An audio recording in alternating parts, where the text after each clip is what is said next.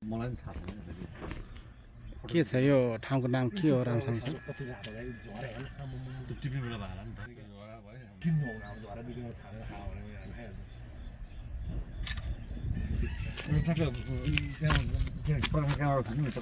खाइहाल्छ स्याउबारी भने के हो स्याउ यता घुमाइदिनुहोस् त यता घुमाइदिनुहोस् त उतानिर छ उता रोड छ फोटो त्यहीँ स्याउ खिच्छ होला त्यहाँ हो भने त्यहाँ खिच्दा भयो नि त नोटिफिकेसन यो यता घुमाइदिनु त अब अहिले चलिरहेको छ त्यही हामी स्याउबारीमा छौँ एकदम रमाइलो छ कोरियामा आएर स्याउबारी यसरी नजिकबाट हेर्नु चाहिँ एकदमै राम्रो छ तर खानलाई अलिक मुस्किल छ यहाँ अनुशासन छ रोडमै छ स्याउ के रहेछ यो तैपनि अब कोरियामा टिपेर खाइहालौँ भन्ने त्यस्तो आचरण अलिक हुँदैन मेल भन्ने मेलै जस्तो छ क्या यो पातहरू तर बस्नु सानै हो यसलाई है स्याउ त होइन होला तिमीले काम चाहिँ नगरौ भएको टिपे रुखबाट टिपेर भुइँको नभनौँ गाडी माथि छ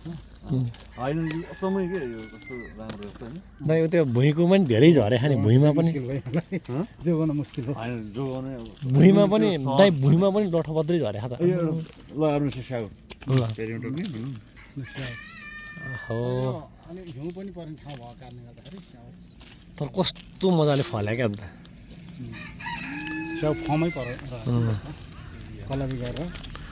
स्याउ यस्तो धेरै महँगो छ फेरि कोरियामा है कति पर्छ एक किलोको नेपाली होइन नेपाली यसलाई त मार्केटमा गएर किन्ने हो भने न्यूनतम 1500 पर्छ पर्छ 1500 नेपाली 1500 पर्ने हुन्छ पाउँछ नेपाली रूपान्तरण गरेर साध्य नै छैन नि यहाँको चाहिँ घन्टाको इन्कमिङ सोर्स नै माथि छ त्यसो भएर त्यसलाई अब हाम्रो नेपालमा घन्टा कति छ जस तुलामा राख्दा बराबरी मिल्छ उस्तै उस्तै हुन आउँछ फेरि यहाँको विकास भएको कारणले गर्दाखेरि त्यही स्वाभाविक रूपमा उयो छेउमा नि छ क्या स्याउ त झर्या झरे छ त ठुलो छ नि त फर्सिएर हुर्किन नपाएको हेर न त्यो त्यस्तै चेप्टेर ठुलो हुन्छ त्यो यसो तल फर्सी काटेर यसो हेर्नुपर्छ कस्तो छ हुन्छ भने जति भयो क्या बोल्नु ल दाइ यहाँनिर यहाँबाट फोटो खिचिदिन्छु टक्कै देख्ने राम्रो राम्रो छ क्या ल यहाँ नजिक फोटो खिच्नु त पाइन्छ नि त सुनमा